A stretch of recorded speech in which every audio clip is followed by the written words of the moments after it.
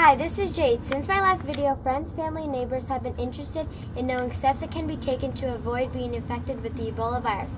I am here again with Dr. Tom, who's going to explain all the steps needed to be taken. This week, Dr. Tom had a front page interview on the Star Ledger. It is very informative and everyone should try to read it. Hello, Dr. Tom. Thank you for joining me to discuss the Ebola virus. You are welcome, Jade. Thank you.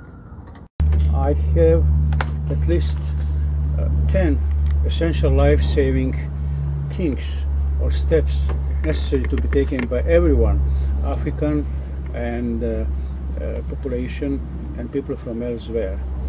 The first one is don't travel to any country, any places, even from within Africa or from elsewhere, any places affected already by Ebola epidemic. Stay away until everything is so, except for emergency, until Ebola epidemic is defeated. Postpone all of your trip for touristic, business or pleasure visits and take it later.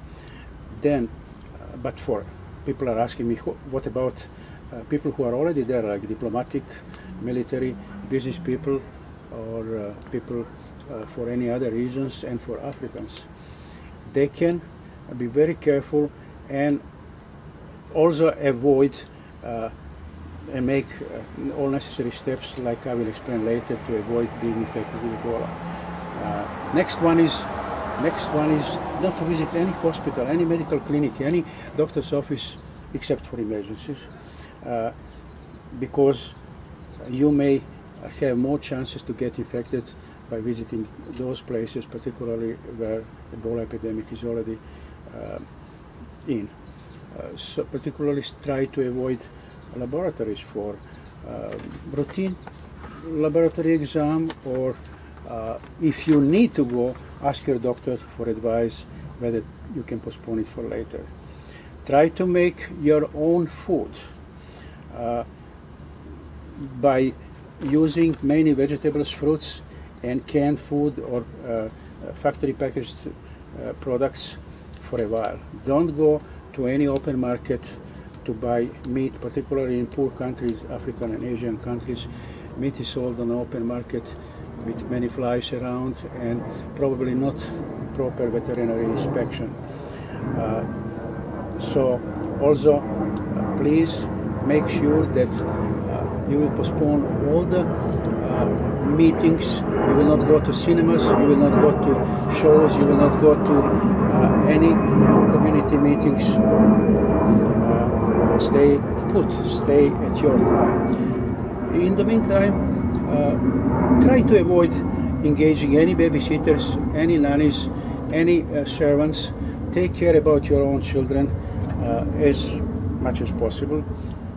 And also, in AIDS control program activities previously in Africa, we've been using chlorine and bleach where available, because we found that chlorine is killing HIV virus, human immunodeficiency virus.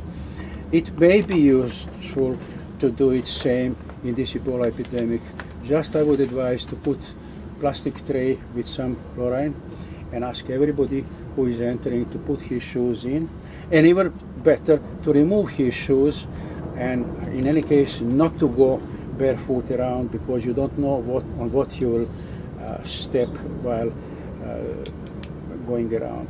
So these are some of the steps that we can take in Africa and elsewhere in order to prevent people being infected with deadly Ebola virus, the deadliest of them all.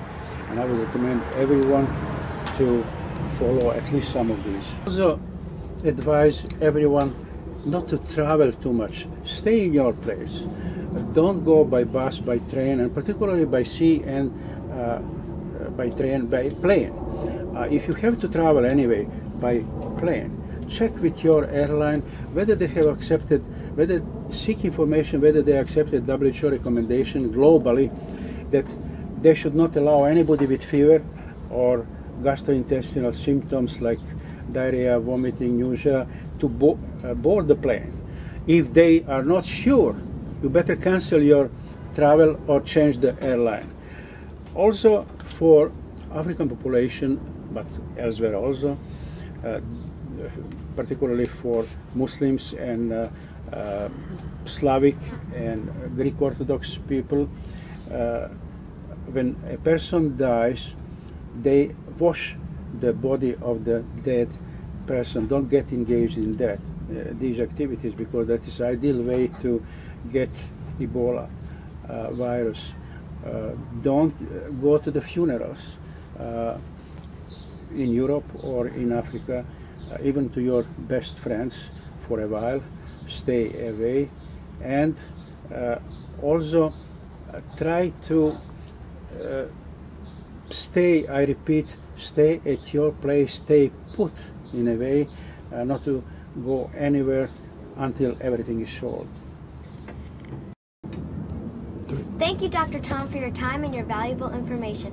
Hopefully all of those watching have learned how to protect themselves in the event of an Ebola outbreak. Thank you, Dr. Tom. You're welcome.